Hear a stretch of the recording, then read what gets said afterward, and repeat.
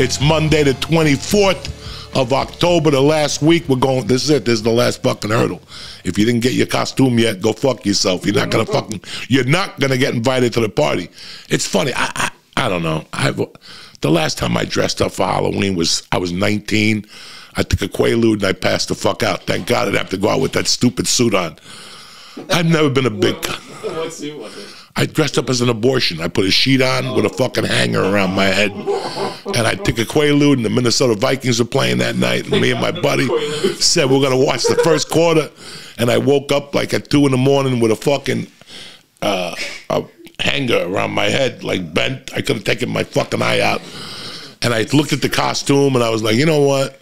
Thank God I didn't go up to fucking Aspen looking like a fucking monkey with a stupid fucking costume on. But somebody invited me to a country club party, and they were like, you have to dress up. I said, listen, if I go, I'll go as like a gay Zorro or fucking Bruce Lee and Kato. All you're going to get is the little shield from Uncle Joey. If I can find like a fucking t-shirt, maybe I'll wear it. But I've never been a big fan of dressing up. As a kid, I dressed up, but by 3 in the afternoon, the costume's off. Remember those costumes that would light on fire? They were like fucking asbestos. They came Batman, Superman, the Hulk and shit. But if your mother was smoking a cigarette next to you, you're shot down in flames, cocksucker. And it's true. Those things would light. I remember lighting a firecracker with some kids in Harlem one time, and he had like some fucking Halloween costume on in the summer. I don't know if they had money or not. They just said, put the Halloween costume on. We're going to get your jeans on fucking Wednesday. And he fucking lit a firecracker, and you know those little sparks that come out when you light it? Like he was bent over. It caught on one of his fucking little things. I must have been 6 or 7. I was a fucking idiot, but I'm not a big fucking Halloween guy. That's the point anyway. Thank you for last week's, you know, a lot of people gave me grief about the Kanye thing, but that's how I feel. I can't fucking destroy a guy that's half retarded, and especially what he's been through. And I appreciate you guys, the comments, especially with Esther Koo, my friend. I mean, she's a fucking brilliant chick. Esther Lee. Esther Koo's the comedian, I'm sorry. Cool Lee, what the fuck? They both fucking fly through the air, you know what I'm saying? Anyway. She's a smart girl. You know, I went over to check out her operation with my wife and her best friend from college. We went up to Arthur Avenue and got some great lunch with her, and I've known her for about a year. And you guys know me. Anybody who's fucking that smart, I try to get close to, because she's got some great fucking ideas. And now that I'm getting a little longer in the tooth, I wouldn't mind helping her out. And my friend Christine with, you know, fucking CBD, with the little thing, with the little string, you put it in your little monkey and it refreshes your monkey. This shit is all a good idea. But I thought about it after she left. Somebody's got to create something for us pretty fucking soon. Something for us to put in our little dick tube and just leave it in there, and it gets, yeah. So, dog, it don't hurt. Sometimes I get a little Q-tip. When I was young, I get a Q-tip just to make sure the fucking pipe was clean. You know what I'm saying? You don't know if you got a garbanzo bean stuck in there. Somebody's eating garbanzos and it don't process it. Anyway. It's a joke, guys, but it's true. I remember years ago, a great comic had a long bit about fucking going shopping, and there's nothing for men's balls, nothing. Oh, it was a chick. Her name was Kathy Sorbo out of fucking Seattle. Fucking funny chick, MTV chick. I haven't seen her in 30 fucking years. But it's been a good week, guys. I'm feeling good. I got to go for a big-time physical tomorrow. Am I scared? I'm going to go down. You know, because they hit you walk in at 8:30, they make you change, they send you a fucking schedule, and then they blast you with some blood. I got my ear pods hooked up to the phone. I got my little AC/DC album, no Santana anymore. I had to move on from Santana when my iPod blew up. So, and then from there you go in and they do the fucking the shit they put in your arm, you know, to get fluids in there, and I'm not gonna eat nothing. So for starters, I got to drive for an hour on an empty fucking stomach on a Tuesday morning at 7 a.m. By the time I get there, I'm going to want to stab a motherfucker, and you can't drink coffee. If it was a regular physical, I could drink at least a cup of coffee with no sweetener in it, just to get the party started to avoid the fucking headache. But you got to do it raw, so I think I'm going to go down.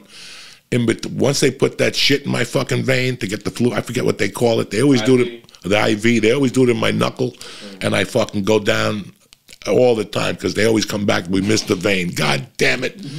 And that's a nightmare for me. So with nothing in my stomach, but you know what, guys? I got to do this. I got to do this for, I'm not feeling well. Something's not right. I know that I have the fungi toenail, and it's just a chunk of fucking brick of fucking fungi now. Like, I don't even need the fucking silly mushroom gummies. I could just fucking inhale one. I mean, I'm at that point. They're giving off a funny smell, and we looked it up. I talked to a doctor friend of mine, and he was saying that if the fungus has nowhere to go, it becomes like a yeast, and it affects everything in your body, like this cut, like my fucking, you know, who knows? Who knows? I'm shitting. I'm pissing, okay? You know what I'm saying? I just got a bad cough, and I haven't been able to shake it. But you know what? We're sleeping. We're resting. I'm not out on the fucking road, and I'm at home with the family. I was supposed to go to my reunion Saturday night. I had a couple options Saturday night. I could have gone to my reunion and then shot over to the Sony Theater and watched Michael Schenkner. But I really thought about the reunion. I'm going to tell you what happened, guys. Not only was I supposed to go to a reunion, but I was supposed to have the acknowledgement for the book this week. So Monday I sat down.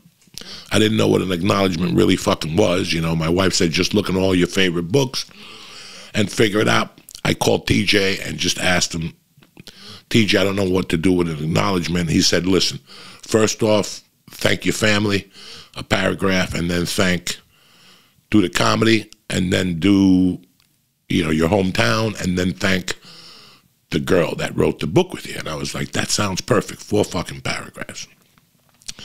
You know, the acknowledgement to my wife was very easy, you know. I just wrote the truth. You know, I was a fucking nowhere guy, and she took me in, and here we are today. And then I wrote about comedy. You know, I thanked Richard Pryor for opening up my mind, and Andrew for getting me off my ass, and Mitzi Shaw and Paul Mooney and Joe and Ari and Duncan, you know, just my comedy buddies that, you know, when you're a comedian or in any art, you have those 4 people, and you could bounce shit off.